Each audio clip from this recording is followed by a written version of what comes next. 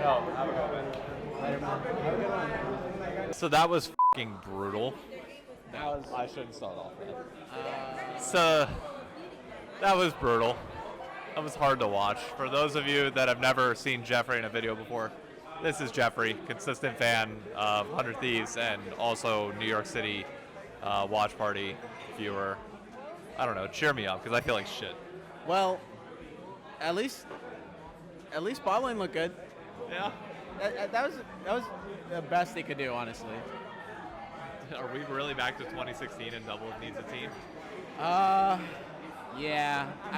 I think unfortunately the big problem is like the team decides that their only way to win is through bot, and they don't trust tenacity with a counter pick. So they're, if this is what they're gonna play, this is how they're gonna do. Impact is just that guy though. He is. I feel like every year there's a litmus test for new top laners to go against Impact. And the question is whether you, if you're gonna play weak side, whether you can truly still be in any sort of position to make an impact in the game.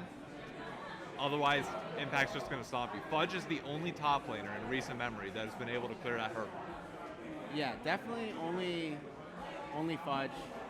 But I mean, honestly, they didn't even give Tenacity a chance. They give him no draft resource. They blind picked him every time. It's tough to say whether he could have done something, but clearly the team thinks that he couldn't have. Yeah. The sad thing is, Game 2 was winnable. Game 2 was winnable. We threw Game 2 so freaking hard. Yeah. I think the big problem is the draft. When you draft Sion and Xin Zhao, at a certain point, there's no longer any threat on the Zeri. Meanwhile, on the Flyquest side, Cassante, Wukong, and Talia are always going to have threat on double it. So it's a one damage comp, and Ori's just there for support and CC. So it's tough. When they finally got to the point where, that Sion and the Xin can't kill the Zeri, the game's over. I'm just depressed. Yeah, I'm really That was depressed. so bad. That was so bad. It was so bad. And the worst part is, coming into this game, everybody hyped up 100 Thieves team fighting because their team fighting was good. But clearly, people understood that you need to pivot away from banning out double lift. You ban out closer instead. The Xin Zhao was, I'm sorry, more or less useless the entire series. Their attempt to give him some, agency. Yeah. But, I mean, it just didn't work. Oh, God, I don't want to. So, I'll put it on screen for those of you watching. We're watching the failed dive from Game 3 that I think is just the epitome of everything that could possibly have gone wrong went wrong. Yeah. We were not on the same page. We weren't layering our CC well. Just individual mistakes across the board in this last play. They had a lead in Game 3, and they throw it at that bot play because individually they play poorly. I mean, it's tough. Also, Vikla had one hell of a series. Yeah, Vikla played really well, but to be fair, he did not get a lot of pressure from 100 Thieves. I think they didn't play around mid lane at all, really. No, and you just allow Vygar to scale in every team fight. He's chunking out. I mean, even here, he's chunking out Tenacity for half his health. Yeah, one-shotting double it from 60%. Also, I know we were behind in Game 1, so I guess I'll somewhat ignore that. But Game 2, the lack of marking of Impact and Spica in these team fights was kind of absurd. Yeah. They were consistently allowed to get into our backline without any sort of resistance whatsoever. And it kept, even that last fight there, Renekton is diving in, distracting the backline, while Closer and Bjergsen are trying to do something in front, and they just can't do anything. Yeah. It's just, they're just outmatched, in 2 lanes.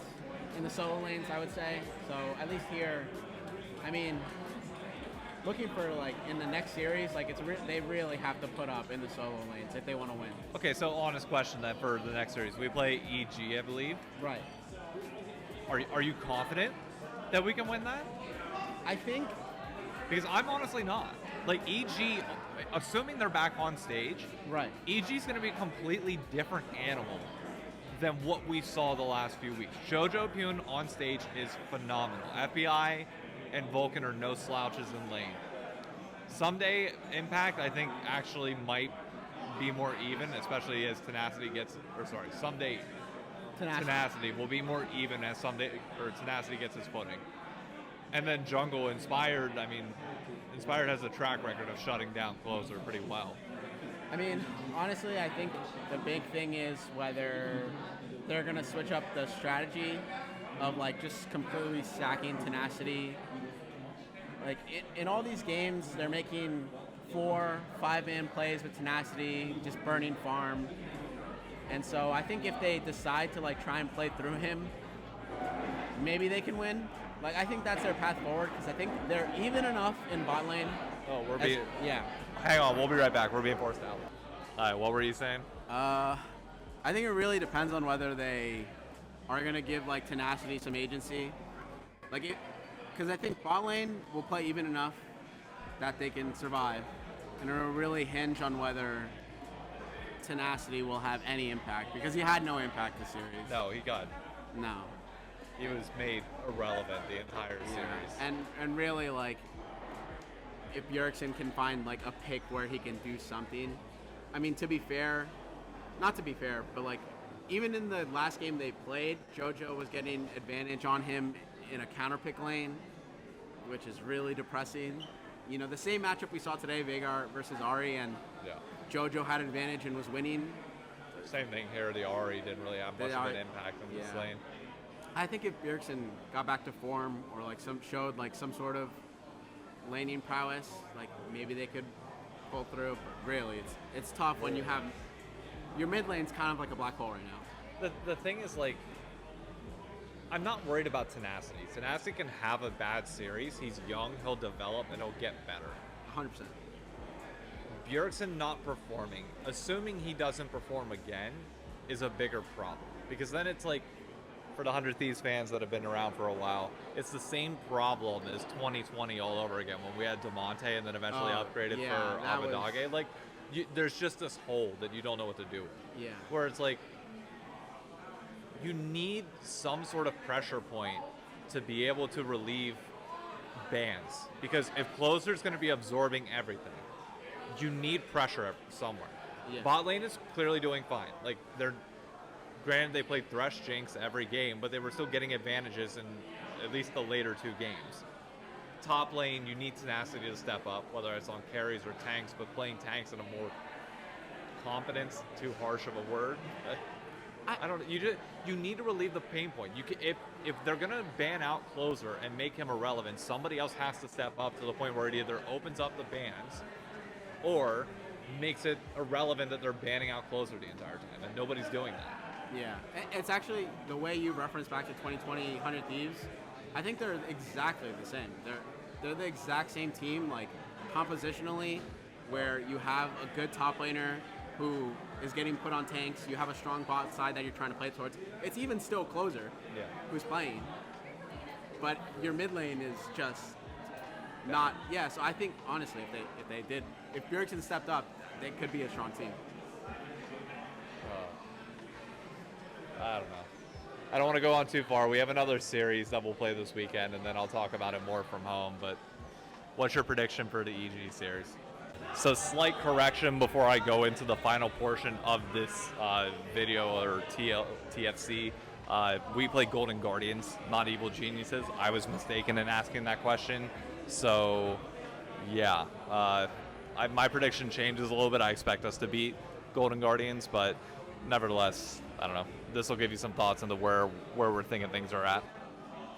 If I'm being honest, if I'm being realistic in what I think, it's probably 3-1 EG. They probably give up a game because they're not as clean as Flyquest. And I don't think Inspired has been having, like, the kind of split as Spica.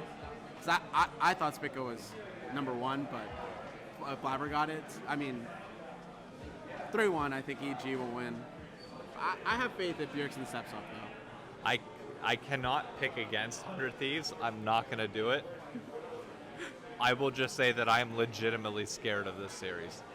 Like it worries me. I'm thoroughly worried. I don't know. We'll catch you all in the next video. Adios.